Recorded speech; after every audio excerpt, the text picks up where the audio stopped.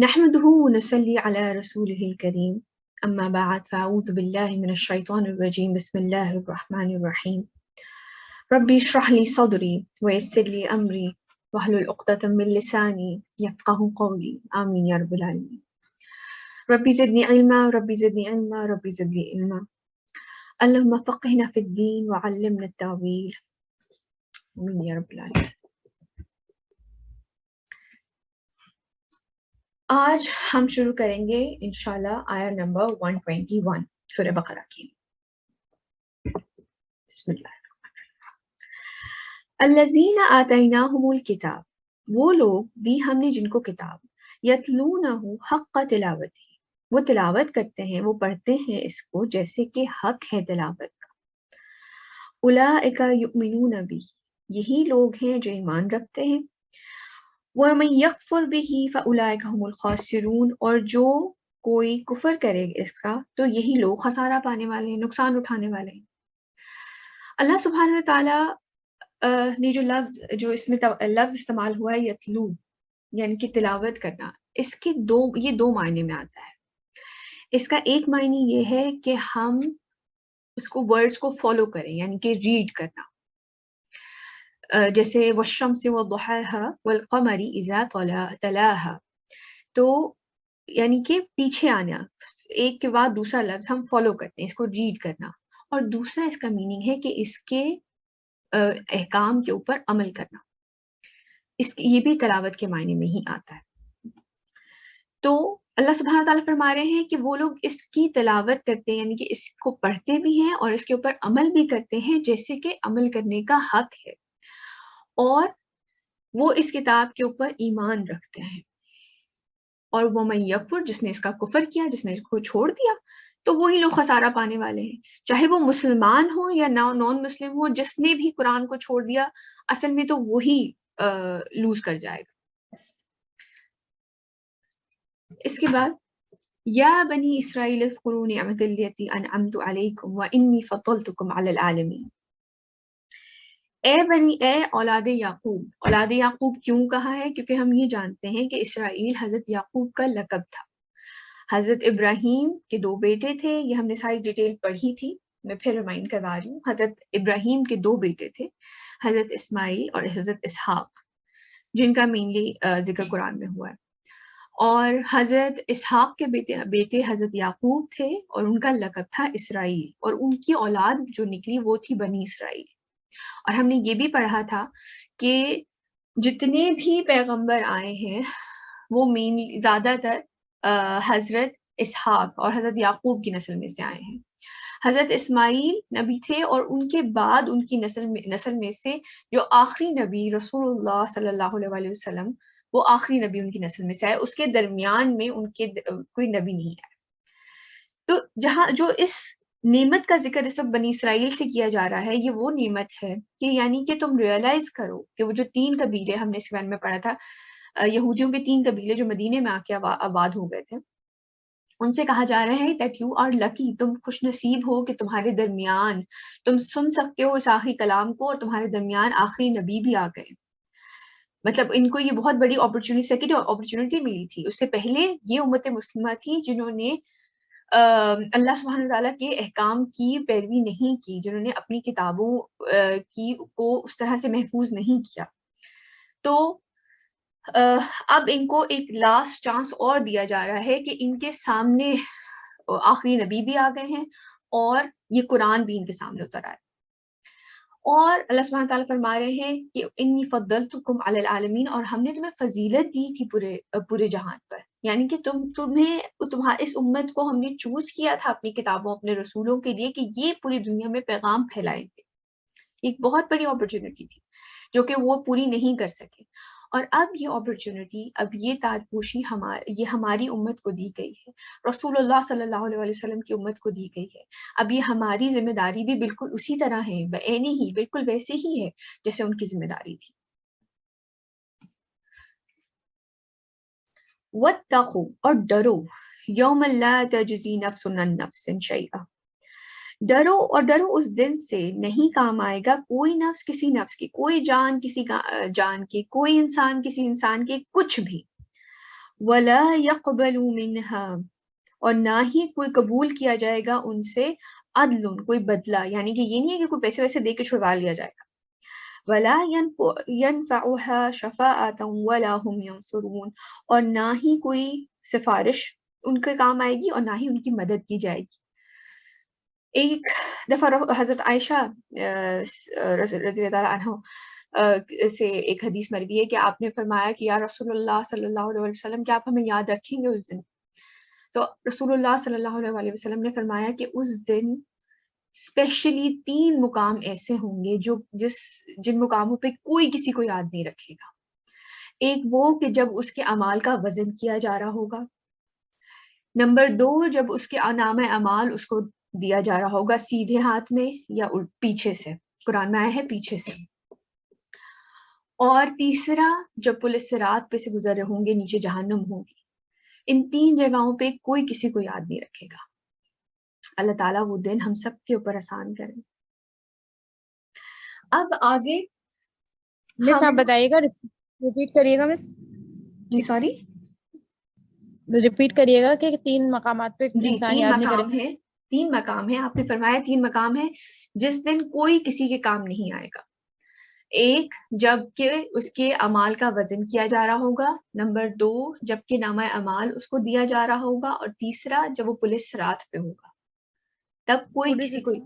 Police رات ایک برج ہے جو کہ جہنم کے اوپر رکھا جائے گا اور اس پہ سے گزر کے لوگ جنت میں جائیں گے. اور اس کے بارے میں آتا ہے کہ جب منافقین اس پہ سے گزریں گے تو وہ سب سے نچلی تہ میں جا کے گریں گے. اس کے بارے میں انشاءاللہ بڑی ڈیٹیل آئے گی، ہم بات کریں گے. جی بیٹے بتائیے. سوری آپ کی آواز بریک ہو گئی. مس جی مجھے پوچھنا تھا کہ تو ایسا ہو سکتا ہے مس، تو ایسا ہو سکتا ہے کہ وہ منافق وہ اس برج کے اوپر سے گزر جائے؟ نہیں، ایسا نہیں ہو سکے گا. ان کے بارے میں ہے کہ وہ جہنم کی سب سے نچلی تہ میں جا کے گریں گے. اللہ تعالیٰ ہم لوگوں کو شامل نہ کرے. اللہم لا جعلنا منہم، اللہم لا جعلنا منہم. جی سعیدہ آپ کچھ کہہ رہی تھی بیٹے؟ سحرش آئے تھے. اچھا چلیں انشاءاللہ آگے بڑھتے ہیں. اب ہم ایک بہت ہی جلیل القدر نبی کے بارے میں پڑھنے لگے. اس کے بارے میں اللہ سبحانہ وتعالیٰ ان کو خلیل اللہ بھی کہا جاتا ہے، اللہ کا دوست. ابھی جیسے کہ میں نے ایکسپلین بھی کیا تھا کہ حضرت ابراہیم کی نسل میں سے بہت سارے پیغمبر آئے ہیں. ان کے 2 بیٹے تھے، حضرت اسحاق اور حضرت اسماعیل. حضرت اسماعیل کی والدہ تھی حضرت ہاجرہ اور حضرت اسحاق کی والدہ تھی حضرت سارہ. حضرت اسحاق کے بیٹے تھے حضرت یعقوب، اور ان کے پھر مزید آگے نسل میں بہت سارے نبی آئے. حضرت موسیٰ، حضرت ہارون، حضرت داؤد، حضرت یوسف، حضرت سلیمان، حضرت عیسیٰ، بہت سے نبی ان کی نسل میں سے آئے. اور حضرت اسماعیل کی نسل میں سے صرف ایک ہی نبی آئے اور وہ آخری نبی تھے. اور ہم ان پہ ایمان رکھتے ہیں. ان کی ہم مانتے تو سب کو ہیں، لیکن ہم شریعت جو ہے، جو آخری نبی رسول اللہ صلی اللہ علیہ وسلم کو دی گئی تھی قرآن، ہم اس کے اوپر عمل کرتے ہیں، اس پہ ایمان رکھتے ہیں. باقی تمام نبیوں کو ہم مانتے ہیں. اب ہم حضرت ابراہیم کے بارے میں پڑھ رہے ہیں، اور آپ یہ دیکھیں گے کہ اللہ سبحانہ وتعالیٰ اتنے قدردان ہے. دنیا کی قدر نہیں کرتی، اللہ قدر کرتا ہے. آپ یہ پڑھیں گے ابھی انشاءاللہ حضرت ابراہیم کے بارے میں. حضرت ابراہیم سے لے کے حضرت ابراہیم سے لے کے رسول اللہ صلی اللہ علیہ وسلم تک تقریباً میرے خیال سے 4000 سال کا ڈفرینس ہے. اور رسول اللہ سے لے کر ابھی تک تقریباً 1500 سال. تو 5500 سال بعد آپ اور میں بیٹھے ہوئے حضرت ابراہیم کی تعریف پڑھ رہے ہیں اللہ سبحانہ وتعالیٰ کی زبان میں. آپ یہ دیکھیں کہ اللہ کی ذات کتنی قدردان ہے.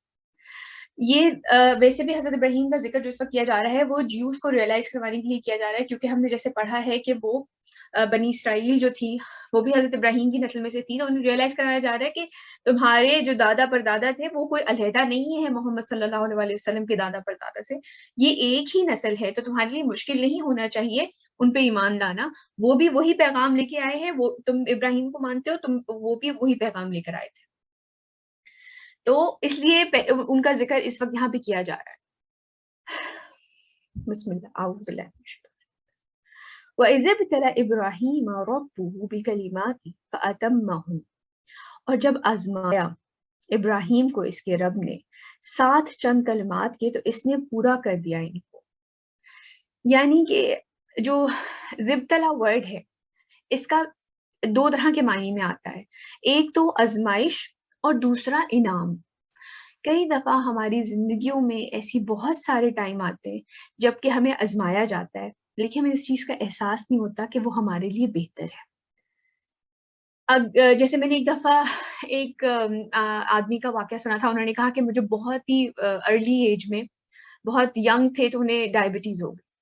تو کہنے لگے کہ میں بہت پریشان ہوا اور میں نے بڑے ہاتھ پاؤں مارے، بڑے ڈاکٹرس کے پاس گیا کہ میں اتنا ینگ ہوں اور ابھی سے ہی سب کچھ مجھے ڈائبٹیز ہو گئی ہے. تو ڈائبٹیز آئی ایم شیور آپ لوگ سب جانتے ہوں گے، ایک بیماری ہے، اس میں آپ کا جو پینکریاز ہے وہ اسے شوگر بھی کہتے ہیں، شوگر کی بیماری ہو گئی. تو وہ یہ کہتے تھے کہ مطلب اس میں پھر آپ کی ظاہر سی بات ہے آپ کو پورا اپنی زندگی کے کھانے پینے کا طریقہ، واک اور اس طرح کی چیزیں چینج کرنی پڑتی ہیں اگر آپ چاہتے ہیں کہ یہ اسٹیبل رہے. تو وہ کہہ لیں گے کہ میں نے بڑی ہاتھ پاؤں مارے اور میں نے بڑی کوششیں کی اور مجھے کچھ سمجھ نہیں آ رہا تھا میں کیا کروں. تو کہنے لگے کہ ایک دن میں ایک ڈاکٹر کے پاس، بہت مطلب ڈاکٹرس کے پاس جانے کے بعد جب میں ایک ڈاکٹر کے پاس گیا تو انہوں نے کہا کہ میں آپ کو مبارکباد دیتا ہوں. کہیں گے میں بڑا پریشان ہوا. انہوں نے کہا مجھے اس طرح کی بیماری ہو گئی اور آپ مجھے مبارکباد دے رہے ہیں. انہوں نے کہا جی میں آپ کو مبارکباد دے رہا ہوں کیونکہ آپ کو ایک ایسی بیماری ہو گئی ہے جو کہ آپ کو بہت ساری بری بیماریوں سے بچا رہی ہے. جب آپ چینی چھوڑتے ہیں یا آپ اپنی لائف سٹائل بہتر کرتے ہیں، پانی زیادہ پینا ہے، واک زیادہ کرنی ہے، فزیکل ایکٹیویٹی تھوڑے پورشن میں جیسے کہ سنت کا طریقہ ہے وہ کھانا ہے، تو آپ اور بہت ساری بیماریوں سے بچ جاتے ہیں. اچھا بیٹے یہاں پہ اذان ہو گئی ہے تو ہم تھوڑا سا پاز لیتے ہیں.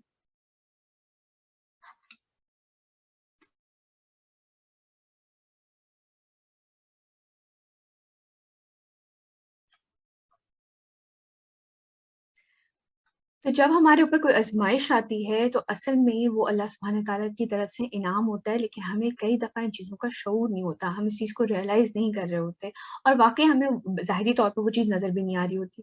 انشاءاللہ اس چیز کو ہم بہت ڈیٹیل میں پڑھیں گے. سورہ کہف کے اندر ایسے بہت سے واقعات آئیں گے. سورہ کہف جس کو حدیث میں آتا ہے کہ جمعے کے دن پڑھنے کی اس کی بڑی فضیلت ہے اور ہمیں پڑھنی چاہیے.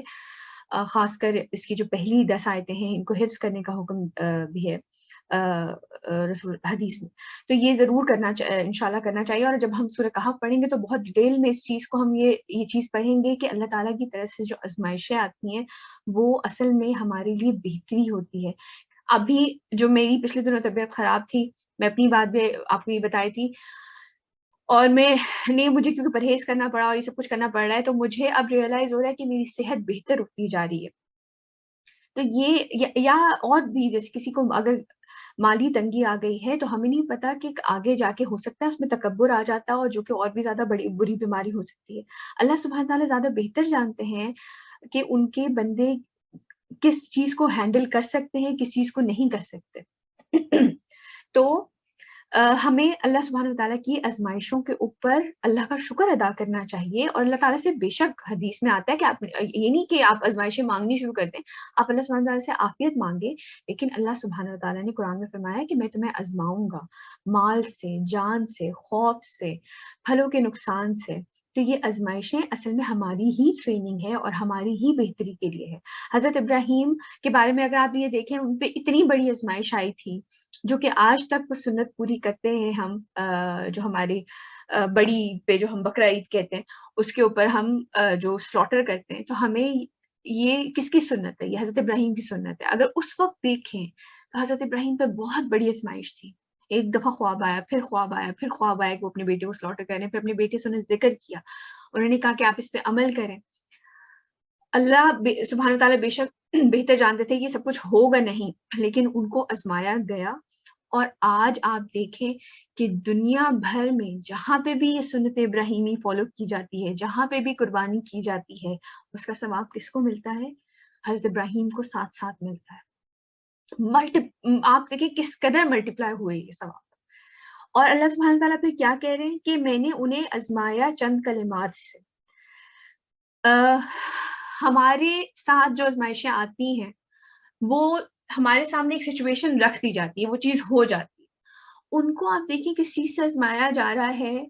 ویسے تو ان کی ملٹیپل ہوئی تھی، انہیں آگ میں بھی ڈال دیا گیا تھا، ان کے بیٹے کے لیے بھی آزمائش ہوئی تھی. پھر جب ان سے یہ کہا گیا تھا کہ جو بالکل حضرت اسماعیل جب ایک چھوٹے تھے اور حضرت ہاجرہ کے بارے میں کہا گیا تھا کہ انہیں ریگستان میں چھوڑا ہو، تو انہیں کلمات یعنی کہ وہ ایکٹس ان کو دیے گئے تھے کہ یہ کرنے ہیں. اور اس کے بعد ہمارے ساتھ یہ ہوتا ہے کہ کوئی چلا گیا یا کسی کی ڈیتھ ہو گئی، اب ہمیں جو ہے صبر کرنا ہے. یہ ہماری آزمائش ہے. انہیں تو یہ چیزیں ہاتھوں سے کرنے کے لیے دی گئی تھی. یہ ہمارے ان کے مقابلے میں ہماری آزمائشیں بہت چھوٹی. اور پھر اللہ سبحانہ تعالیٰ کیا فرما رہے فَأَتَمَّهُنَّ، تو اس نے پورا کر دیا ان کو، لائک فلائنگ کلرز، پورے مارکس کے ساتھ اس نے اب میرے تمام جو میں نے اس سے آزمائشیں دی وہ اس نے پوری کر دی. قَالَ إِنِّي جَاعِلُكَ لِلنَّاسِ إِمَامًا، پھر اللہ سبحانہ تعالیٰ فرماتے ہیں اللہ سبحانہ تعالیٰ نے فرمایا بے شک میں بنانے والا ہوں تجھ کو لوگوں کا امام. آپ یہ دیکھیں کہ پہلے ان کا ٹیسٹ لیا گیا اور پھر ان کو کتنی بڑی پوزیشن عطا کی گئی. یہ پوزیشن اور کسی کو عطا نہیں کی گئی اس طرح. ان کی نسل میں سے سارے انبیاء آئے. جتنی خیر کی باتیں تمام انبیاء رسولوں نے ہم تک پہنچائی ہیں، اور جو پوری دنیا میں قیامت تک ان پہ عمل کرے گا اس کا ثواب کس کو ملے گا؟ حضرت ابراہیم کو ساتھ ساتھ ملے گا. اللہ سبحانہ تعالیٰ کی ذات آپ یہ دیکھیے کہ کس قدر قدردان ہے، مہربان ہے، کہ اس وقت تو آزمائش نظر آئی لیکن قیامت تک کے لیے ان کے لیے ثواب لکھ دیا گیا ہے. ہمارا ہر نیک عمل کا ثواب حضرت ابراہیم کو ساتھ ساتھ پہنچتا ہے. تو اللہ سبحانہ تعالیٰ نے فرمایا کہ بے شک میں بنانے والا ہوں تجھ کو لوگوں کے لیے امام. قال ومن ذریتی، انہوں نے فرمایا اور میری اولاد میں سے. آپ انشاءاللہ یہ چیز آگے بھی پڑھیں گے کہ حضرت ابراہیم اپنے لیے کچھ نہیں مانگتے تھے. جو کم سے کم قرآن میں ریکارڈڈ جو ہمیں چیزیں پتہ چلی ہیں اس میں حضرت ابراہیم نے اپنے لیے کچھ نہیں مانگا. فیوچر جنریشن مسلمانوں کے لیے انہوں نے اتنا کچھ مانگا ہے، مستقل ان کے حق میں دعائیں کی ہیں. اور یہ ایک سنت ہے حضرت ابراہیم کی، ہمیں بھی دوسروں کے لیے دعائیں کرنی چاہیے، لوگوں کے لیے بے تحاشا دعائیں کیا کریں. ایک حدیث میں آتا ہے کہ جب کوئی انسان کسی دوسرے انسان کے لیے جس کو اس سے کوئی فائدہ نہیں پہنچنے والا ہوتا، اس کے لیے جب کوئی دعا کرتا ہے تو فرشتے اللہ سبحانہ تعالیٰ سے جا کے فرماتے ہیں کہ یا اللہ یہ اس کو بھی دے دیں. فرشتے آپ کے لیے وہی دعا فرماتے. تو لوگوں کے لیے خیر کی دعا کیا کرے، راہ چلتے لوگوں کے لیے دعا کیا کرے. کسی کی گاڑی خراب کھڑی دیکھی ہے اس کو دعا دے دے کہ یا اللہ ان کو عافیت دے، ان کے لیے آسانی کر دیں. کسی کو بیمار، کسی ایمبولینس کو جاتے دیکھ رہے ہیں سورہ فاتحہ اس پہ پڑھ کے دم کر. کسی غریب کو آپ گزرتے ہوئے دیکھ رہے ہیں، آپ اللہ تعالیٰ سے دعا کریں یا اللہ اس کو عافیت عطا کریں. فرشتے ساتھ ساتھ آپ کے لیے دعا کریں، دوسروں کے لیے دعائیں کیا کریں. اللہ تعالیٰ ہم پڑھ چکے ہیں اور انشاءاللہ آگے بھی پڑھیں گے، اللہ یحب المحسنین، اللہ محبت کرتا ہے احسان کرنے والوں سے. تو بے تحاشا دعائیں کیا کریں اور دوسرے لوگوں کے لیے بہت دعا کیا کریں. فرشتے آپ کے لیے دعا کرتے ہیں. تو حضرت ابراہیم نے فرمایا قال من ذریتی، انہوں نے کہا اور میری اولاد. قال لا ینال احد الظالمین، میرا وعدہ، اللہ سبحانہ تعالیٰ نے فرمایا نہیں پہنچے گا میرا وعدہ، میرا عہد ظالموں کے لیے، کہ میرا جو تمہیں لوگوں کا امام بنانے لگا ہوں، تو جو تمہاری نسل میں ظالم ہوں گے میرا وعدہ ان کے لیے نہیں ہے. آگے چلتے ہیں.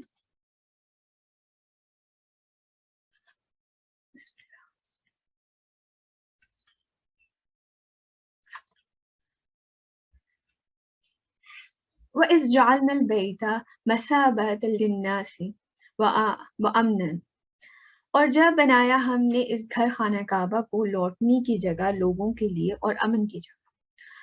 انشاءاللہ اللہ تعالیٰ ہم سب کو بار بار مکہ اور مدینہ کی زیارت کروائیں. میں آپ کو بتاتی ہوں جب میں پہلی دفعہ یہاں پر آ رہی تھی، میں چھوٹی تھی، تو مجھے خیر اتنی چھوٹی نہیں تھی، میں اپنے ٹینز میں تھی، تو میں یا 20s ارلی 20s میں، تو مجھے بالکل بھی جو تھا ایکسائٹمنٹ اس طرح سے نہیں تھی. میرے والدین مجھے عمرے کے لیے لے کے جا رہے تھے اور میں نے حرم کو دیکھا ہوا تھا، اور میں اپنی طرف سے میں بہت اچھی مسلمان تھی، لیکن مجھے وہ جو ہوتا ہے نا جو ایکسائٹمنٹ ہوتی ہے کہ اچھا خانہ کعبہ کو دیکھیں گے، حرم کو دیکھیں گے، مجھے اتنی ایکسائٹمنٹ، میں آپ کو سچ بتاؤں میں انسان کو جھوٹ نہیں بولنا چاہیے، تو میں اتنی ایکسائٹیڈ نہیں تھی. لیکن آپ یقین کریں جب میں وہاں گئی اور جس دن میں واپس آخری دن آ رہی تھی اور میں طواف وداع کر کے آ رہی تھی، تو میں لٹرلی رو رہی تھی اور میں کہتی تھی اللہ تعالیٰ جی مجھے یہاں واپس آنا ہے، مجھے یہاں واپس آنا ہے. تو آپ لوگ انشاءاللہ جو جا چکے ہیں ان کو احساس ہوگا اس چیز کا، اور اگر جو نہیں گئے ہیں انشاءاللہ اللہ تعالیٰ آپ سب کو وہاں لے کے جائیں. وہ واقعی ایسی جگہ ہے جیسے کہ اللہ تعالیٰ نے فرمایا کہ اور جب بنایا ہم نے اس گھر خانہ کعبہ کو لوٹنے کی جگہ لوگوں کے لیے، یعنی کہ وہ پلٹ پلٹ کے واپس آتے ہیں، اور امن کی جگہ. وَاتَّخِذُوا مِن مَقَامِ إِبْرَاهِيمَ مُصَلًّى، اور آپ نے حضرت ابراہیم سے کہا فرمایا اور بنا لو اس مقام ابراہیم کو نماز کی جگہ. انشاءاللہ اب جب آپ ٹی وی پہ بھی ہم لوگ دیکھتے ہیں جب اذان کا ٹائم ہوتا ہے، جب وہ خانہ کعبہ دکھا رہے ہوتے ہیں، تو وہاں پہ ایک گولڈن کلر کا آپ دیکھیں گے ایک جگہ سی بنی ہوئی ہے، اسے خاص کر اب مقام ابراہیم کہا جاتا ہے. تو اس کے اندر ایک پتھر ہے، ایک پتھر تو حجر اسود ہے جس کے بارے میں ہے کہ وہ جنت سے آیا تھا، اور ایک پتھر وہ ہے جس کے بارے میں جس کے اوپر یہ پیروں کے نشان بھی ہیں، اور اس کے بارے میں بھی یہ کہا جاتا ہے کہ وہ جنت سے آیا تھا. اور اس کے بارے میں ہے کہ وہ اپنی ہائٹ ایڈجسٹ کرتا تھا، جوں آپ برک رکھتے جاتے تھے، اوپر جاتے تھے، تو وہ ساتھ ساتھ اوپر جاتا رہتا تھا، اور مطلب اپنی وہ ہائٹ ایڈجسٹ کرتا تھا کیونکہ وہ جنت کا پتھر تھا. وَعَهِدْنَا إِلَى إِبْرَاهِيمَ وَإِسْمَاعِيلَ أَن طَهِّرَا بَيْتِي لِلطَّائِفِينَ وَالْعَاكِفِينَ وَالرُّكَّعِ السُّجُودِ، اور حکم دیا، تاکید کی ہم نے ابراہیم سے اور اسماعیل سے کہ پاک کر دو میرے گھر کو طواف کرنے والوں کے لیے، اعتکاف کرنے والوں کے لیے، رکوع اور سجود کرنے والوں کے لیے. یہ ایک بڑی اچھی سنت ہے حضرت ابراہیم کی، اور دیکھیے کہ اللہ سبحانہ وتعالیٰ اس کو مینشن کر رہے ہیں. ہمیں اپنے بچوں کو، خاص کر جو والد ہیں، ان کو اپنے بیٹوں کو مسجد لے کے جانا چاہیے، یا کوئی بھی نیک کام کرنے جا رہے ہیں آپ، تو آپ ضرور اپنے بچوں کو مسجد لے کے جائیں. عورت کی نماز افضل گھر میں ہے، تو عورتیں گھروں میں اس چیز کا اہتمام کریں کہ جو بھی آپ اچھا کام یا نیک کام کریں اپنی اولاد کو اس میں شامل کریں. یہ نہیں کہ آپ بس آپ نے اچھا کام کر دیا تو بچوں کو کوئی آٹومیٹکلی پتہ نہیں چل جائے گی یہ چیز، آپ ان کو اپنے ساتھ انوالو کریں. وَإِذْ قَالَ إِبْرَاهِيمُ، اور جب کہا ابراہیم نے، رب اجعل هذا بلدا آمنا، تو اے میرے رب آپ بنا دیں اس شہر کو امن والا، وَارْزُقْ أَهْلَهُ، اور رزق دیں اس کے رہنے والوں کو، من الثمرات اور پھلوں سے، من آمن منہم باللہ والیوم الآخر، جو ایمان لائیں آپ پر اور آخرت کے دن پر. آپ یہ دیکھیں کہ انہوں نے پہلے کہا تھا کہ اور میری اولاد، جب اللہ تعالیٰ نے ان سے فرمایا کہ میں امام بنانے والا ہوں تمہیں، تو انہوں نے فوراً کہا میری اولاد.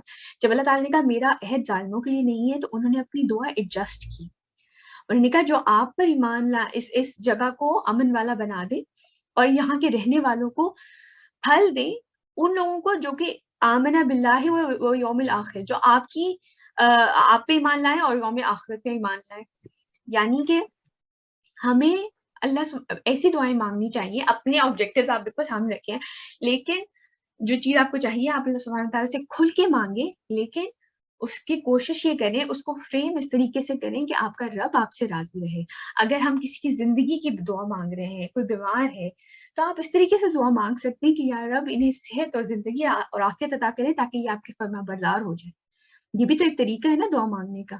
تو اس طریقے سے دعا مانگا کریں کہ آپ کا رب آپ سے راضی ہو. آگے اللہ سبحانہ وتعالیٰ فرما رہے ہیں، قال، اللہ سبحانہ وتعالیٰ نے فرمایا، ومن کفر، اور جس نے کفر کیا، فأمتعهم قلیلا، تو میں اس کو فائدہ اٹھانے دوں گا تھوڑا سا، ثم اضطره الى عذاب النار وبئس المصیر، پھر میں مجبور کروں گا اس کو، گھسیٹوں گا اس کو عذاب نار کی طرف، جہنم کے عذاب کی طرف. اللہم لا جعلنا منہم، وبئس المصیر، اور بہت بری لوٹنے کی جگہ ہے. اللہم لا جعلنا منہم. آپ یہ دیکھیں کہ آج اگر ہم دیکھیں تو زیادہ تر نان بلیورز بہت فلرش کر رہے ہیں. نہ ہی مال میں کوئی تنگی ہے، نہ ہی جگہ میں کوئی تنگی ہے، بڑے بڑے ملک ہیں، سب کچھ ہے، لیکن اللہ سبحانہ تعالیٰ کہہ رہے ہیں کہ میں کافروں کو بھی اس دنیا سے فائدہ اٹھانے دوں گا. ایک حدیث ہم نے پہلے بھی مینشن کی تھی کہ اللہ سبحانہ تعالیٰ نے فرمایا، رسول اللہ صلی اللہ علیہ وسلم نے فرمایا کہ اگر اس دنیا کی حقیقت، اس دنیا کی جو فائدے ظاہری طور پہ ہمیں نظر آتے ہیں، شہرت ہے، پیسہ ہے، صحت ہے، یہ چیزیں اگر کسی کے پاس آپ کو نظر آ رہی ہیں جو کہ اسلام کو فالو نہیں کر رہا ہے، تو اس پہ مجھے یہ حدیث یاد آتی ہے کہ آپ نے فرمایا کہ اگر اس دنیا کی ورتھ، اگر اس دنیا کی وقت اللہ سبحانہ تعالیٰ کے سامنے ایک مکھی کے پر کے برابر بھی ہوتی، اگر اتنی امپورٹنس بھی اللہ سبحانہ تعالیٰ اس دنیا کی باؤنٹیز کو، اس دنیا کی نعمتوں کو دیتے، تو وہ نان بلیورز کو اس میں سے کچھ حصہ نہ دیتے. یعنی کہ اللہ کے نزدیک اس دنیا کی آسائشوں، آرام، پیسہ، شہرت، ان کی کوئی حیثیت نہیں ہے، کوئی وقت نہیں ہے. آگے چلتے ہیں.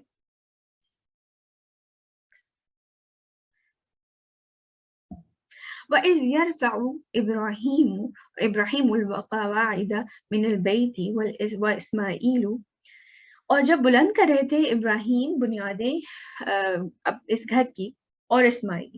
ویسے اگر جو یہ خانہ کعبہ جو تھا یہ بلڈ کیا تھا حضرت آدم نے، اور اس کے وہاں پر آپ سمجھے بنیادیں تھیں، وہ مزید اٹھا رہے تھے کچھ اسکالرس کے نزدیک اس کا یہ مطلب ہے. اور حضرت اسماعیل ان کے ساتھ تھے اس وقت، کچھ کے نزدیک ان کی عمر 13 برس کی تھی. تو جب اللہ سبحانہ تعالیٰ فرما رہے ہیں کہ جب وہ یہ بنیادیں اٹھا رہے تھے اس گھر کی، حضرت ابراہیم اور حضرت اسماعیل، تو وہ کہہ رہے تھے ربنا، اے ہمارے رب، تقبل منا انک انت السمیع العلیم، اے ہمارے رب تو قبول فرما ہم سے، بے شک تو ہی ہے جو سننے والا اور خوب جاننے والا. آپ یہ دیکھیں کہ وہ کتنا بڑا کام کر رہے ہیں، خانہ کعبہ تعمیر کر رہے ہیں، اور آگے سے وہ کہہ رہے ہیں کہ ہم سے قبول کر لیں یا رب. یہ ہمبلنس ہے، اللہ تعالیٰ کو ہمبل لوگ پسند ہیں. پھر آگے کیا ہے؟ ربنا وجعلنا مسلمین لک ومن ذریتنا امة مسلمة لک وارنا مناسکنا وتب علینا انک انت التواب الرحیم. اور اے ہمارے رب، ہمیں اپنا فرما بردار بنائے رکھ، اور ہم دونوں کی نسل سے ایک امت اٹھائیں جو تیری فرما بردار ہو. مسلمان کا مطلب آپ کو پتہ ہے نا، مسلمان کا مطلب ہوتا ہے فرما بردار، جو کہ اپنی ول اپنے آپ کو سبمٹ کر دے اللہ کے احکام کے آگے، اسے کہتے ہیں مسلمان، فرما بردار. اور ہمیں حج کرنے کے قواعد بتلا دیں اور ہم پر اپنی توجہ فرمائے، یقیناً آپ ہی بہت زیادہ توبہ کے قبول فرمانے والے اور شفقت کے ساتھ رجوع کرنے والے اور رحم فرمانے والے ہیں.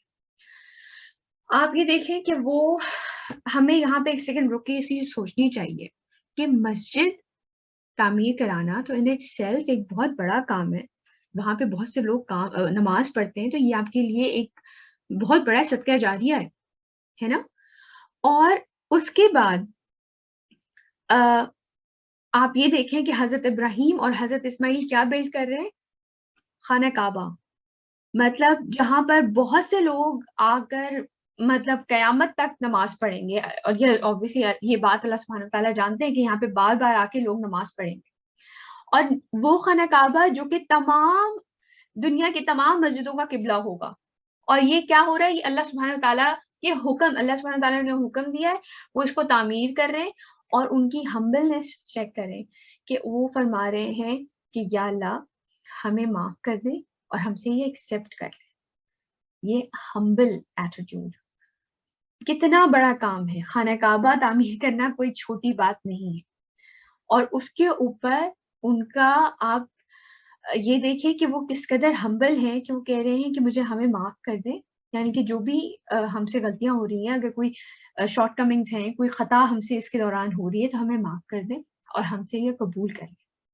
تو ہمارے لیے سیکھنے کی بات یہ ہے کہ ہمیں اللہ تعالیٰ سے توبہ کرتے رہنا چاہیے اور اپنے عمل کی ایکسیپٹنس کے لیے دعا کرتے رہنا چاہیے. ہمارے عمل پرفیکٹ نہیں ہوتے، ہمارے لیے ان کے لیے ضروری ہے کہ ہم اللہ تعالیٰ سے معافی مانگتے رہیں اور یہ دعا کریں کہ یا اللہ یہ جو ایفرٹ ہم کر رہے ہیں اس کو قبول فرما لیں. ابھی تو شیطان کا ہمارے اوپر ایک بہت بڑا اٹیک ہوتا ہے کہ ہم نے کوئی اچھا کام کیا اور وہ ہم سے یہ کیا کہتے ہیں کہ وہ زبردست، تم نے نماز 5 وقت کی نماز پڑھتے ہو، حلال حرام کا خیال رکھتے ہو، دوسروں کا خیال رکھتے ہو، تم تو بہت ہی زبردست مسلمان ہو، تم نے کون سی غلطی. میں نے لوگوں کو اپنے کانوں سے یہ چیزیں سنتے کہتے ہوئے سنا ہے کہ ہم نے کون سا گناہ کیا، ہم نے کون سی غلطی کی ہے، ہمیں معاف کر دے گا اللہ. اور آپ حضرت ابراہیم کو دیکھیں کہ وہ اتنا بڑا کام اللہ سبحانہ تعالیٰ کے کہنے پہ کر رہے ہیں اور تب بھی اللہ تعالیٰ سے معافی مانگ رہے ہیں. اللہ سبحانہ تعالیٰ کو ہمبل لوگ پسند ہیں، اس لیے ہمیں بھی ہمبل رہنا چاہیے، اللہ تعالیٰ سے معافی مانگتے رہنا چاہیے. ہمیں نہیں اندازہ ہوتا کہ ہماری کبھی نیت صحیح نہیں ہوتی، کبھی ہمارا عمل صحیح نہیں ہوتا، کبھی ہم ہاف ہارٹیڈلی کر رہے ہوتے ہیں. ہمیں دعا کرتے رہنی چاہیے کہ یا رب یہ چیز ہم سے قبول فرما لے. آگے چلتے ہیں. ربنا وابعث فیہم رسول منہم یتلو علیہم آیاتک، اے ہمارے رب اور بھیج اٹھا ان میں ایک رسول کو انہی میں سے جو پڑھے یعنی کہ تلاوت کرتا ہو ان پر تیری آیتیں. اگین فیوچر کی دعا، ان لوگوں کے لیے دعا. ایون جو سمرات کی دعا تھی وہ خود جو ہے اس وقت ریگستان میں کھڑے ہیں اور وہ دعا کیا کر رہے ہیں کہ یہاں کے رہنے والے کو آپ پھل عطا کریں. تو ہمیشہ اپنے آگے کی سوچتے تھے. اس کو کہتے ہیں دور اندیشی، کہ اپنے آنے والی نسلوں کے بارے میں سوچ رہے ہیں. وَيُعَلِّمُهُمُ الْكِتَابَ وَالْحِكْمَةَ وَيُزَكِّيهِمْ إِنَّكَ أَنْتَ الْعَزِيزُ الْحَكِيمُ، اور تعلیم دے. اور ایک رسول کو انہی میں سے جو پڑھے تلاوت کرتا ہو ان پر تیری آیتیں، اور تعلیم دے ان کو، سکھاتا ہو ان کو کتاب اور حکمت، اور تزکیہ کریں یعنی کہ پاک کریں ان کو. بے شک آپ ہی بہت زبردست، بہت حکمت والے ہیں. کچھ اسکالر کے نزدیک کتاب، جو کتابیں اتری ہیں آسمانی، وہ اس سے مراد کتاب وہ ہے، اور حکمت سے مراد حدیث ہے. ہمیں بہت ساری چیزوں کی حکمت پتہ چلتی ہے، کئی آیات کی حکمت ہمیں پتہ چلتی ہے جب ہم حدیث سمجھتے ہیں. تو یہ ساری چیزیں ساتھ ہیں، ہم کسی ایک چیز کو لے کر نہیں چل سکتے. اور اگر آپ انشاءاللہ کوشش کریں کہ قرآن آپ کی زندگیوں میں ریگولرلی شامل ہو، آپ اس کا عربی سیکھ سکتے ہیں تو نتھنگ لائک اٹ. اگر ترجمہ خالی پڑھتے ہیں تو بھی بہت اچھا ہے. اس کو سمجھ کے پڑھیں. آپ کچھ عرصے کے بعد آپ یہ چیز اپنے اندر محسوس کریں گے کہ آپ انٹلیکچولی زیادہ بہتر ہو گئے ہیں، آپ زیادہ اسمارٹ ہو گئے. یہ چیز میں نے لوگوں میں ہوتے ہوئے دیکھی اپنی آنکھوں سے، وہ زیادہ شارپ ہو جاتے ہیں. یہ کتاب الحکیم کہا ہے اللہ تعالیٰ نے اسے. ایسا ہو ہی نہیں سکتا کہ آپ اس کو، لوگ تو وہ کیا کہتے ہیں برینز کی وہ جو بہت ساری ایپس ہیں وہ جو ایکسرسائزز کر رہے ہوتے ہیں اور اس طرح کی چیزیں کر رہے ہوتے ہیں. حالانکہ یہ ہے کتاب الحکیم، یہ آپ کو انٹیلیجنٹ بناتی ہے، یہ آپ کو چیزوں کی حکمت سکھاتی ہے. آگے چلتے ہیں. وَمَن يَرْغَبُ عَنِ الْمِلَّةِ إِبْرَاهِيمَ إِلَّا مَنْ سَفِهَ نَفْسَهُ، اور کون ہے جو منہ موڑے اس طریقے سے، حضرت ابراہیم کے طریقے سے، مگر جس نے اپنے آپ کو بے وقوف بنا لیا. یعنی کہ جو بے وقوف ہے وہی حضرت ابراہیم کے طریقے سے منہ موڑے گا، ورنہ اور کوئی شخص یعنی کہ جو طریقہ حضرت ابراہیم کے بارے میں جو ہم چیزیں پڑھتے ہوئے آ رہے ہیں، یہ وہ طریقہ ہے جو اللہ سبحانہ تعالیٰ کو پسند ہے، اور جو اس سے منہ موڑے گا وہی بے وقوف ہے.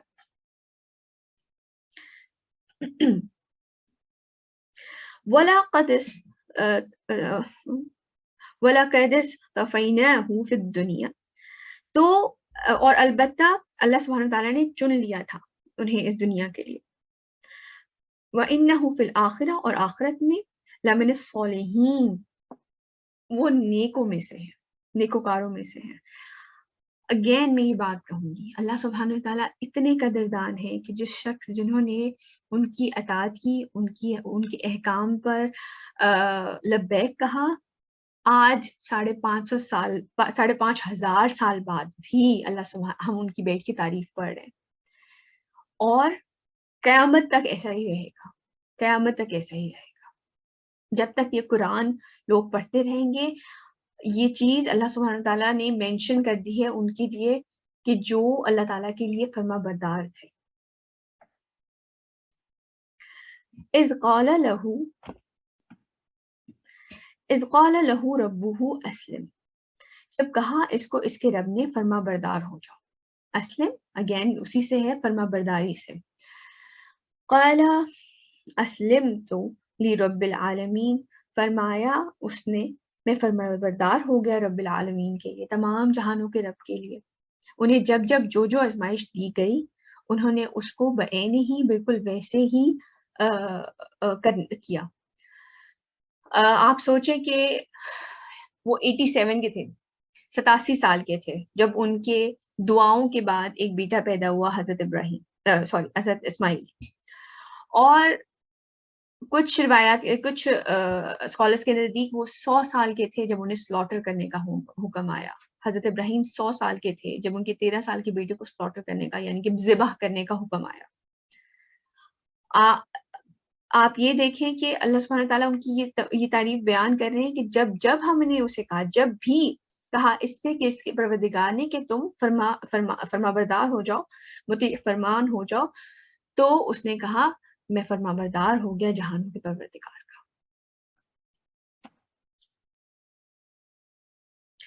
وَوَصَّى بِهَا إِبْرَاهِيمُ بَنِيهِ وَيَعْقُوبُ يَا بَنِيَّ إِنَّ اللَّهَ اصْطَفَى لَكُمُ الدِّينَ فَلَا تَمُوتُنَّ إِلَّا وَأَنْتُمْ مُسْلِمُونَ. اور اس کی وصیت کی تھی ابراہیم نے اپنے بیٹوں کو اور یعقوب نے بھی، اے میرے بیٹوں اللہ نے تمہارے لیے یہی دین پسند فرمایا ہے یعنی کہ دین اسلام، بس تم ہرگز نہ مرنا مگر مسلمان ہو جاؤ. آج ہم تو کسی کے اپنی اولاد کے بارے میں مرنے ورانے کی بات ہو تو ہم تو فوراً نہیں اچھی بات منہ سے نکالو، ایسی بات منہ سے نکالو. بھئی مرنے کے بارے میں بری بات کیا ہے؟ اس سے بڑی حقیقت نہیں ہے زندگی کی کہ ہر انسان نے مر کے اپنے رب کے پاس لوٹ کے جانا ہے. جس چیز کی فکر ہونی چاہیے وہ یہ ہے کہ ہم ایسے حال میں نہ مریں کہ ہم مسلمان نہ ہوں. آپ یہ دیکھیں کہ حضرت ابراہیم جن کی تعریف کی جا رہی ہے، حضرت یعقوب جو ان کے نواسے ہیں، ان کے اوصاف کیا بیان کی جا رہے ہیں کہ ان کو یہ کنسرن تھا، یہ نہیں تھا کہ میرا بچہ ڈاکٹر بن جائے یا فلاں پروفیشن میں چلا جائے یا وہ اے سی سی کر لے یا ایم بی اے کر لے. ان کو یہ ٹینشنیں نہیں تھی، انہیں ٹینشن یہ تھی کہ یہ ایسے حال میں نہ مر جائیں کہ مسلمان نہ. انہیں یہ ٹینشن تھی کہ وہ ایسے حال میں اپنے رب سے نہ ملے کہ وہ مسلمان نہ ہو. ام کنتم شہداء، اور کیا تم حاضر تھے، موجود تھے، شاہد تھے اس وقت، اذ حضر یعقوب الموت اذ قال لبنیہ ما تعبدون من بعدی قالوا نعبد الہک والہ ابائک ابراہیم واسماعیل واسحاق الہ واحد ونحن له مسلمون. کیا تم اس وقت موجود تھے، یعنی کہ تم وٹنس کرے تھے جب حضرت یعقوب پر موت کا وقت آیا اور کہا اپنے بیٹوں سے کہ تم کس کی عبادت کرو گے میرے بعد؟ انہوں نے کہا ہم بندگی کریں گے آپ کے معبود کی اور آپ کے آبا ابراہیم اسماعیل اور اسحاق کے معبود کی. وہی ایک معبود، کوئی اور نہیں، کسی اور معبود کی نہیں، وہی معبود جو ان کا تھا وہ ایک اللہ، اور ہم سب اسی کے فرما بردار ہیں، مطیع فرمان ہے. یعنی کہ جب آپ کو یہ ٹینشن ہونی چاہیے کہ جب آپ کی اولاد کا آخری وقت آئے تو آپ جو ہے اس بات پہ کنسرن ہو کہ وہ کیسے حال میں مر رہے ہیں، کیا وہ اللہ کے فرما بردار ہیں. اور جب آپ کا اپنا وقت بھی آ رہا ہے تب بھی جاتے جاتے بھی آپ کو اس چیز کی ٹینشن لاحق ہے کہ میرے بعد یہ کیا کریں گے. تب بھی حضرت یعقوب ان سے یہ کہہ رہے ہیں. اور آپ یہ دیکھیں کہ یہ وہ قرآن میں کوئی بھی چیز بلا وجہ نہیں اللہ تعالیٰ نے رکھی ہوئی، بڑی چنندہ باتیں ریکارڈڈ ہیں جو چیزیں ہمارے لیے ضروری ہیں. اور آپ یہ چیزیں سائنٹسٹ اور یہ ڈاکٹرز پروف کر چکے ہیں کہ انسان اپنی جیسی زندگی گزارتا ہے اور خاص کر جو آخری وقت تک وہ جس حالت میں ہوتا ہے، وہ جب اس کی جان نکلنے والا وقت ہوتا ہے اس کے ذہن میں اس وقت بھی وہی چیزیں ہوتی ہیں. میں نے بہت پہلے ایک یہ واقعہ سنا تھا کہ ایک بہت برا، کچھ لڑکے گاڑی بڑی ریش ڈرائیونگ ہو رہی تھی اور بہت ہی سیویئر قسم کا ان کا ایکسیڈنٹ ہوا، اور اس وقت جب ایمبولینس آنے تک لوگوں نے انہیں جب باہر نکالا اور ایمبولینس کا ویٹ کر رہے تھے تو کچھ لوگ لگ رہا تھا کہ یہ نہیں بچیں گے یا جو بھی، تو انہوں نے اس وقت انہیں کلمہ پڑھانے کی کوشش کی، اور وہ لڑکے وہی گانا گنگنا رہے تھے جو اس وقت گاڑی میں بج رہا تھا. تو ہمیں اس چیز کے اوپر اللہ تعالیٰ ہمیں ان لوگوں میں شامل نہ کرے، ہمیں اللہ تعالیٰ ہمیں ایسے لوگوں میں شامل نہ کرے. اللہ تعالیٰ ہمیں حق کے ساتھ حق کی موت عطا کریں جس وقت ہم اللہ سبحانہ تعالیٰ کی فرما بردار ہوں. ہمیں اپنے بارے میں ہر وقت کانشیس رہنا چاہیے کہ ہم کیا کر رہے ہیں، کس جگہ موجود ہیں، کیسی محفل میں بیٹھے ہوئے ہیں، یا کون سا ایسا کام کر رہے ہیں. اور ہمیں یہ سوچنا چاہیے کہ اگر اس وقت ابھی اسی وقت اگر میری ڈیتھ ہو جائے تو میں اللہ سبحانہ تعالیٰ کے سامنے کیسے پریزنٹ کی جاؤں، یا جو فرشتے مجھے لینے آئے ہوں گے وہ مجھے کس حال میں پائیں گے، کس لباس میں پائیں گے، کس کے ساتھ پائیں گے، کیسی محفل میں ہوں گی میں. تو یہ بات تو پھر گیون ہے کہ پھر آپ کو جنت کا ٹکٹ، تو اگر آپ اچھے حالات میں نہیں ہیں جنت کا ٹکٹ تو آپ کو واللہ عالم، اللہ بہتر جانتا ہے. اللہ تعالیٰ ہمیں ایسے لوگوں میں شامل نہ کریں، اللہ تعالیٰ ہمیں شہادت کی موت نصیب کریں. آمین یا رب العالمین. آگے چلتے ہیں. تلک امت قد خلت، یہ ایک امت تھی، یعنی یہ ایک جماعت تھی، کچھ لوگ تھے گزر گئے. لہا ما کسبت ولکم ما کسبتم، اس کے لیے وہ جو کمایا اس نے اور تمہارے لیے جو کمایا تم نے. ولا تسألون عما كانوا يعملون، اور نہ تم سوال کیے جاؤ گے اس کے بارے میں جو کچھ وہ کرتے تھے. ان کے بارے میں تم سے سوال نہیں کیا جائے گا، تمہارے بارے میں تم سے سوال کیا جائے گا. تم کہتے ہو ہم بنی اسرائیل میں سے ہیں، ہم فلاں نبی کی اولاد میں سے ہیں، ہم سید ہیں، ہم فلاں کی اولاد میں سے ہیں. آپ اپنے عمل کے بارے میں جواب دیں گے. آپ سے یہ نہیں پوچھا جائے گا کہ آپ کس کی نسل میں سے ہیں اور وہ کیسے کام کرتے تھے. آپ کے آباء و اجداد اچھے کام کرتے تھے، چلو ٹھیک ہے آپ بھی جنت میں چلے جاؤ. ایسا نہیں ہوگا. آپ سے آپ کے اعمال کے بارے میں پوچھا جائے گا. وَقَالُوا كُونُوا هُدًى أَوْ نَصَارَىٰ تَهْتَدُوا، اور انہوں نے کہا ہو جاؤ یہودی اور عیسائی تم ہدایت پا جاؤ گے. قُلْ بل ملت ابراہیم حنیفہ، کہہ دیجئے نہیں بلکہ طریقہ ابراہیم جو یکسو تھے ویسے ہونا چاہیے ہمیں. وَمَا كَانَ مِنَ الْمُشْرِكِينَ، اور وہ مشرک نہیں تھے، وہ شرک کرنے والے نہیں تھے. قُلُوا آمَنَّا بِاللَّهِ وَمَا أُنزِلَ إِلَيْنَا وَمَا أُنزِلَ إِلَى إِبْرَاهِيمَ وَإِسْمَاعِيلَ وَإِسْحَاقَ وَيَعْقُوبَ وَالْأَسْبَاطِ وَمَا أُوتِيَ مُوسَىٰ وَعِيسَىٰ وَمَا أُوتِيَ النَّبِيُّونَ مِن رَّبِّهِمْ لَا نُفَرِّقُ بَيْنَ أَحَدٍ مِّنْهُمْ وَنَحْنُ لَهُ مُسْلِمُونَ. جو جوس تھے جس کے بارے میں ہم نے پچھلے پڑھا، وہ کہتے تھے کہ آپ یہودی ہو نصرانی ہو تو ہی آپ جنت میں جائیں. اللہ سبحانہ تعالیٰ کہہ رہے ہیں مسلمانوں کو کہ ان کو یہ جواب دو، کہو ہم ایمان رکھتے ہیں اللہ پر اور جو کچھ نازل کیا گیا ہماری طرف، اور جو کچھ نازل کیا گیا ابراہیم جو ایکچوئل بکس تھی، توریت اور زبور اور انجیل جو ریئل تھی، ہم اس پہ 100% ایمان رکھتے ہیں. جو کچھ نازل کیا گیا ابراہیم، اسماعیل، اسحاق، یعقوب اور اولاد یعقوب کی طرف، اور جو کچھ دیا گیا موسیٰ اور عیسیٰ کو، اور جو کچھ دیا گیا تمام نبیوں کو ان کے رب کی طرف سے، ہم ان میں سے کسی کے مابین تفریق نہیں کرتے، فرق نہیں کرتے، اور ہم اسی کے مطیع فرمان ہے. یعنی کہ انبیاء کی فضیلت میں ہے کہ رسول اللہ علیہ وسلم کو تمام انبیاء پہ فضیلت دی گئی تھی، لیکن جہاں تک ایمان کی بات اور عزت کی بات آتی ہے ہمارے لیے تمام نبی برابر ہیں. ہم ان تمام پہ ایمان رکھتے ہیں. وہ ہم تمام، اللہ سبحانہ تعالیٰ نے ہمیں یہ بتا دیا، وہ تمام مسلمان تھے.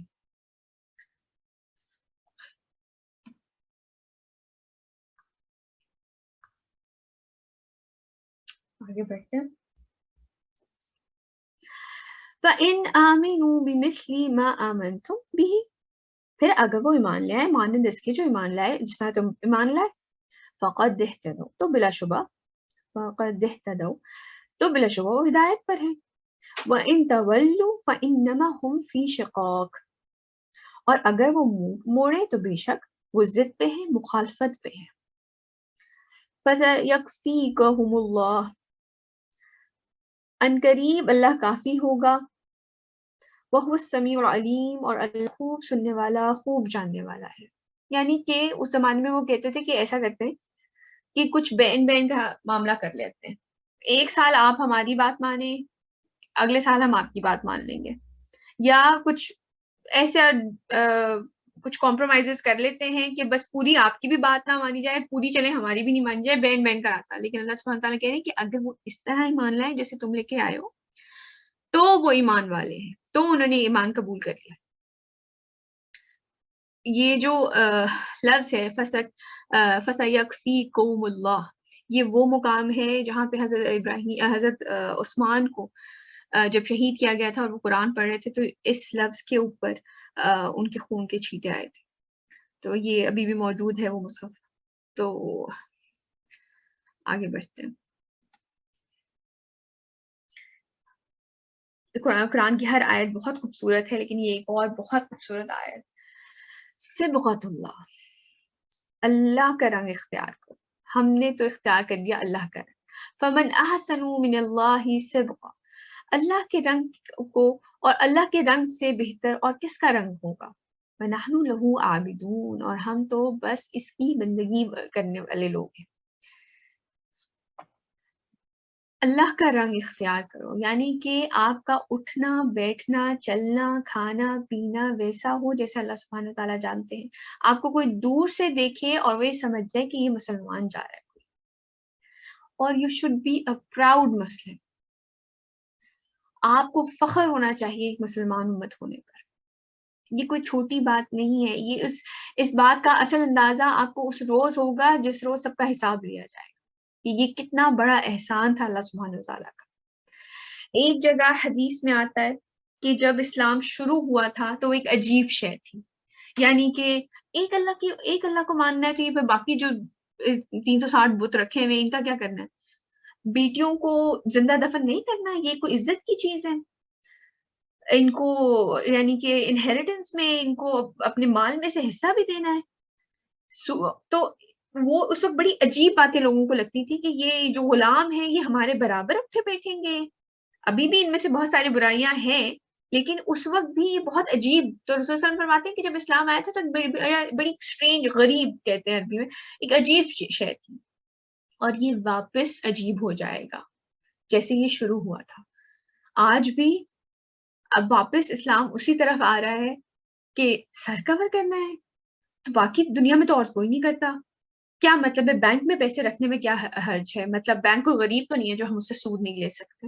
اس طرح کے آرگومنٹس ہم بہت سنتے ہیں. تمہاری کسی لڑکے سے دوستی نہیں ہے، تم مذاق کر رہی ہو، تم نے اپنی فیونسی سے کبھی بات نہیں کی، میں نہیں مانتی. تمہاری کسی لڑکی سے دوستی نہیں ہے. کچھ لڑکے ہیں جن کی مطلب داڑھی وغیرہ، تم یہ کس قسم کا حلیہ بنا رکھا ہے تم نے. حالانکہ یہ سب سے خوبصورت رنگ ہے. آپ نظر آئے مسلمان، نظر آئے کہ آپ ایک مسلمان امت میں سے ہیں. صبغۃ اللہ، اللہ کا رنگ اختیار کرو. بی اے پراؤڈ مسلم. اس سے بہتر بات اور کوئی نہیں ہو سکتی، اس سے بڑا احسان. اللہ سبحانہ تعالیٰ بارہا کہتے ہیں، بنی اسرائیل کو کہتے ہیں کہ میرا احسان یاد کرو، میرا احسان یاد کرو. ہمارے اوپر بھی وہی احسان ہوا ہے. Look like a Muslim, behave like a Muslim. ایک مسلمان کی طرح لگیں، اس کی طرح بات کریں، آپ کی بات سے اندازہ ہو کہ ہاں یہ مسلمان ہے. کھانے پینے چلنے اٹھنے بیٹھنے ہر چیز سے آپ کی ظاہر ہو کہ آپ اللہ کے رنگ میں رنگے ہوئے ہیں. انسان اپنی پوری کوشش کرے کہ اپنے آپ کو اس طرح سے ڈھال لے، اللہ کے رنگ میں ڈھال لے. ہماری موت ایسی حالت میں آئے کہ ہم ایک فخر ہو اس بات پہ کہ ہم مسلمان ہیں.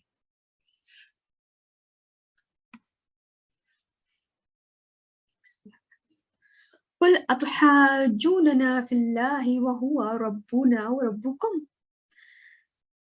کہہ دو کہ کیا تم جھگڑا کرتے ہو ہم سے اللہ کے بارے میں جبکہ وہ تمہارا بھی رب ہے. وہو ربنا وربکم، اور ہمارا بھی رب ہے. وَلَنَا أَعْمَالُنَا وَلَكُمْ أَعْمَالُكُمْ وَنَحْنُ لَهُ مُخْلِصُونَ، اور ہمارے لیے ہمارے اعمال ہیں اور تمہارے لیے تمہارے اعمال، اور ہم اس کے لیے مخلص ہیں. یعنی کہ خالص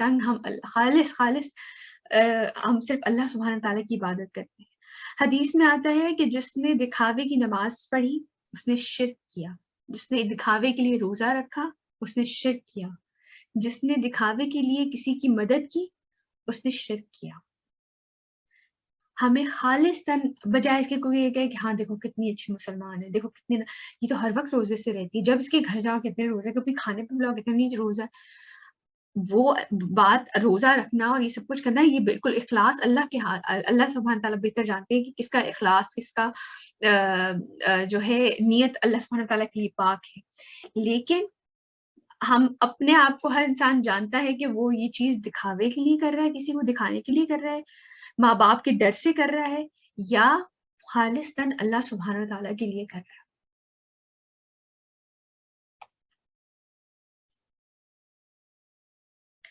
ام تقولون ان ابراہیم و اسماعیل و اسحاق و یعقوب والاسباط, کیا تم کہتے ہو بے شک ابراہیم اور اسماعیل اور اسحاق اور یعقوب اور ان کی اولاد کانو ہدن او نصارا, وہ سب یہودی یا نصرانی. قل انتم اعلم ام اللہ, کہہ دیجئے کہ تم زیادہ جانتے ہو یا اللہ.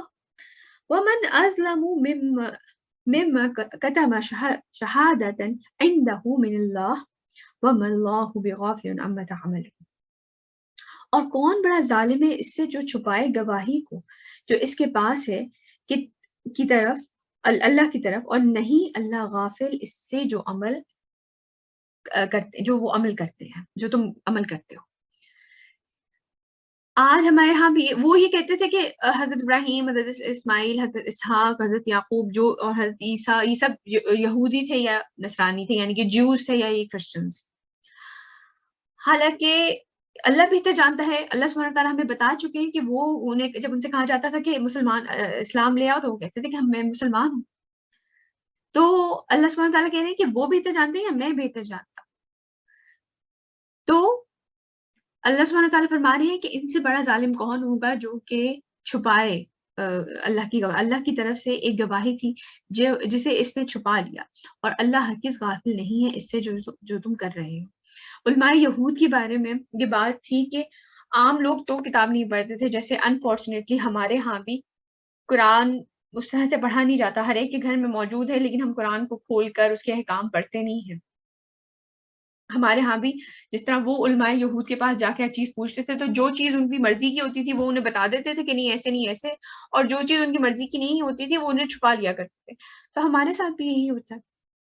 حالانکہ یہ قرآن تو سب کو دے دیا گیا ہے, سب سے سوال کیا جائے گا. یہ نہیں کہا جائے گا کہ آپ فرقے سے تعلق رکھتے تھے تو وہ آپ کا جواب دیں گے, اس فرقے کے عالم جو اس وقت آپ کے زمانے میں موجود تھے وہ آپ کی باتوں کے لیے جواب دیں گے. نہیں, آپ اپنے عمل کے لیے خود جواب دیں گے, کیونکہ قرآن آپ کے ہاتھ میں ہے.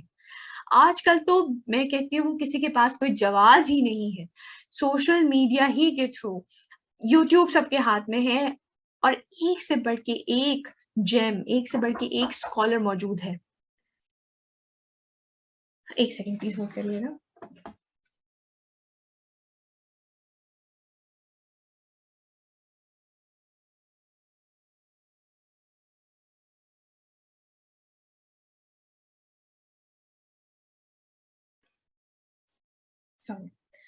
تو ایک سے بڑھ کے ایک عالم کا لیکچر موجود ہے, یوٹیوبس پہ موجود ہے, اور سوشل میڈیا کی جگہوں پہ موجود ہیں. زوم کلاسز جگہ جگہ ہو رہی ہیں, آپ کو انوائٹس بھی آتے ہوں گے. تو آج کل تو کسی کے پاس کوئی جواز ہی نہیں ہے کہ ہم دین کی تعلیم کے بارے میں غفلت برتیں, کہ ہم کسی اور کے اوپر ڈپینڈنٹ جو ہے اس معاملے میں.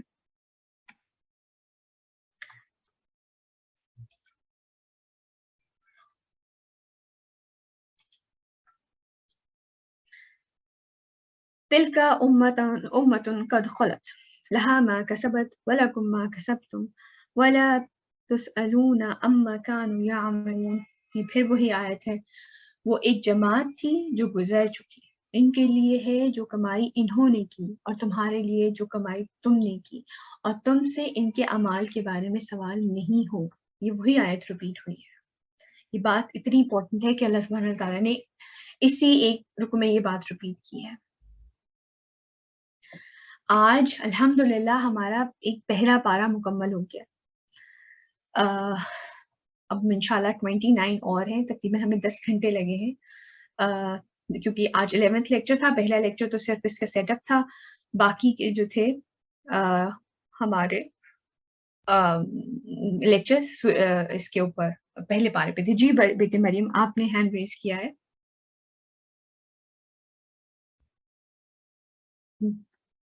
مریم آپ نے ہینڈ ریز کیا ہوا ہے, بتائیے.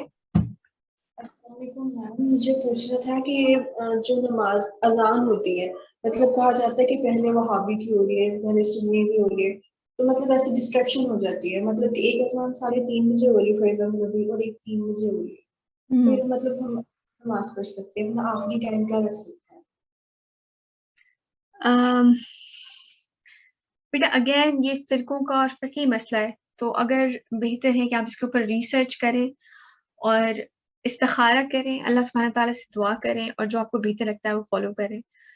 میں کسی بھی فقہی ڈبیٹ میں نہیں پڑھنا چاہتی, لیکن آپ کو جو مناسب لگتا ہے اس ریسرچ کے بعد اور استخارے کے بعد, کیونکہ حدیث میں بالکل واضح طور پر نمازوں کے شروع ہونے کے اوقات بالکل واضح طور پہ موجود ہیں.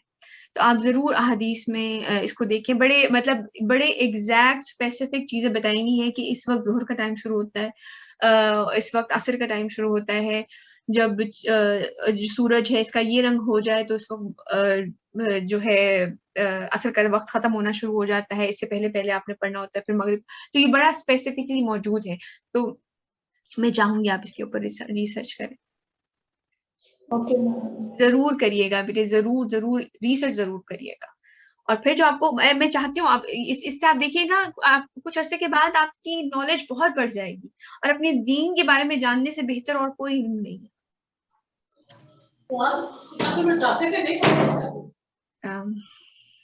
جی اور کوئی سوال؟ عائشہ آپ نے مائک انمیوٹ کیا ہوا ہے. السلام علیکم.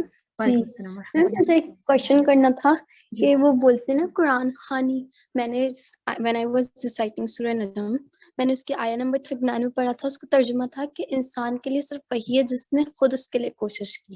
جی بالکل. تو اس کی تفسیر میں لکھا ہوا تھا کہ جیسے ہم لوگ جو قرآن خوانی کرتے ہیں اس کا ثواب مردوں تک نہیں پہنچتا, لیکن ہم لوگ تو اسی لیے کرتے ہیں نا کہ اس کا ثواب مردوں تک چلا جائے, لیکن اس میں لکھا ہوا تھا کہ انسان کے لیے صرف وہی ہے جس نے اس کی خود کوشش کی. ہم نے خود اس بھی کا قرآن جو میں آج قرآن یہی خوانی پڑھا, کرتے ہیں ہم نے قرآن میں تو آج اس خود کے بھی لیے یہی پڑھا ہے. جی بالکل.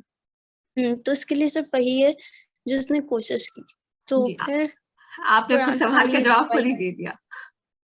تو یہ حدیث لیکن میں سب آتا ہے, ڈفرینٹ بولتے ہیں. حدیث میں بیٹے میں آتا ہے کہ جو صدقہ جاریہ کی چیزیں ہیں وہ یہ کہ یہ کوئی انسان نے کوئی اچھی بات کسی تک پہنچائی, وہ اس کے لیے صدقہ جاریہ بنے گا. کوئی اچھا نیکی کا کام, کوئی ایسا مدرسہ یا ایسی کوئی جگہ مسجد تعمیر کی, اور وہاں پر اگر عبادت اللہ سبحانہ تعالیٰ کی ہو رہی ہے تو وہ اس کا ثواب اس کو پہنچے گا. اور تیسرا نیک اولاد. یہ 3 چیزیں صدقہ جاریہ کے لیے رسول اللہ صلی اللہ علیہ وسلم نے بتائی ہیں, اور ان سے بہتر کون جانتا ہوگا. تو ہمارے لیے اور حدیث کافی ہے, قرآن اور حدیث ہمارے لیے کافی ہے. تو اس میں یہ بھی یہی لکھا ہوا تھا کہ جو اعمال انسان کی ڈیتھ کے بعد بھی رہتے ہیں تو وہ صدقہ جاریہ اس لیے کیونکہ وہ اس نے خود کیا ہوتا ہے, بالکل, جو اسی اس لیے نے اس کے خود بعد کیا اس ہوتا کا اعمال ملتا ہے. اولاد اس کی اپنی ہوتی ہے, اس نے اولاد کو نیک کام سکھائے تو وہ کر رہی ہے, اس کا بالکل, جو ثواب اس کے لیے ہے. بالکل صحیح کہہ رہی ہیں آپ, بالکل صحیح کہہ رہی ہیں. جو نیکی کا کام آپ نے خود اپنی اولاد کو سکھایا, یہ نہیں کہ آپ کے مرنے کے بعد آپ کا بچہ نیک ہو گیا اور آپ نے اس کو کوئی نیکی کی تلقین نہیں کی, تو جب وہ نیکی کر رہا ہے تو وہ آپ کو اس کا ثواب مل رہا ہے. ایسا نہیں ہے. جو نیکی کی چیز آپ نے خود اپنی اولاد کو سکھائی اس کا ثواب آپ کو ملے گا. تو میرا کوشچن یہ کہ جب اگر ہم لوگ قرآن خوانی سب کے گھروں میں ہوتی ہے, تو اگر ہم لوگ جا رہے ہیں تو ہم اس نیت سے تو نہیں پڑھنی چاہیے نا کہ اس کا ثواب کسی مردے کو پہنچے. جی بالکل. اور میں اپنے پاپا کے لیے, جیسے میرے فادر کی ڈیتھ ہو گئی تھی جب میں کافی چھوٹی تھی, تو کیا میں ان کے لیے پڑھوں ان کے ثواب کی نیت سے؟ دیکھیے میں نے ابھی ریسنٹلی ایک حدیث سے پڑھی ہے کہ اگر کسی کی والدین سے کسی کا انتقال ہو جاتا ہے, اور جیسے ان کے اوپر کوئی روزے دیوں ہیں یا کوئی انہوں نے کوئی ایسی چیز کرنی تھی جو کہ اللہ کی راہ میں جیسے کچھ مال دینا تھا, ایسا ہے, اگر وہ آپ کریں تو بہت بہتر ہے. اور اگر آپ کے والد آپ کو آپ ظاہر سی بات ہے لوگ آپ کے ارد گرد جانتے ہی ہوں گے ان کے بارے میں, کہ تو آپ ضرور کریں کہ اگر وہ دین کا اور اس طرح سے ہے ان کا معاملہ تو ضرور کریں بیٹا, میں تو کہہ رہی ہوں تو نا قرآن اولاد والا تو ایک صدقہ جاریہ ہے. جی تو وہ تو قرآن پڑھنے کا کیونکہ میں بہت چھوٹی تھی, I was like 1.5 year old. اللہ تعالیٰ آسانیاں کریں بیٹا. اگین میں آپ سے یہی کہوں گی, پتہ میں اپنی رائے بالکل نہیں چیزوں کے معاملے میں دینا چاہتی, میں چاہتی ہوں کہ آپ اس کے اوپر ریسرچ کریں. آپ مجھے میسج کر دیجیے گا, میں اس کے اوپر ریسرچ کر کے مزید کسی اسکالر کی اوپینین میں آپ کو ضرور دوں. میں آپ کو کہاں پہ میسج کروں؟ جو گروپ ہے ہمارا واٹس ایپ پہ, اس کے اوپر جو ایڈمن میں ثنا میرا نام ہے, آپ اس کے اوپر کر سکتے ہیں. ایک میسج آتا ہے اس کے اوپر سائٹ پہ اللہ اکبر لکھا ہوا ہے. اچھا وہ پتہ نہیں میرا ہی. اچھا میں چیک کر لوں گی. مجھے اصل میں 2 ہی ہیں ایڈمن, ایک میری بہن ہے اور ایک میں خود ہوں, تو آپ کسی بھی طرف کریں گے تو مجھے مل جائے گا. ایڈمن میں سے کسی کو بھی کریں گی تو مجھے مل جائے گا چل انشاءاللہ. انشاءاللہ. Thank you. تو آج ہمارا الحمدللہ ایک بار مکمل ہو گیا. جی بتائیے. جو لڑکیاں شادی سے پہلے پردہ کرتی ہیں اور پھر شادی کے بعد اپنے ہسبینڈ کے کہنے پہ چھوڑ دیتی ہیں, تو وہ کیا ٹھیک کرتی ہیں؟ مجھ سے مشکل سوال مت پوچھا کریں. آپ اگین اس کے اوپر ریسرچ کریں, میں نے کی بھی ہے اس کے اوپر ریسرچ.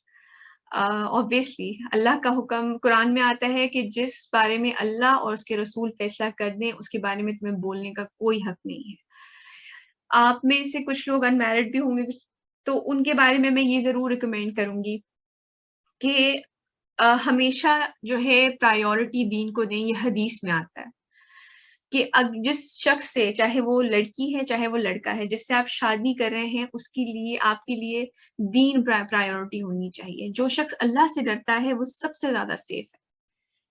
تو پہلے ہی ان چیزوں کے بارے میں انسان کو اس بارے میں سوچ لینا چاہیے, ریسرچ کر لینی چاہیے, اوپنلی بات کریں. یہ بہت بڑی چیز ہے. اللہ سبحانہ تعالیٰ کا حکم ہے, حدیث میں ہمیں اس کا حکم ملتا ہے پردے کا.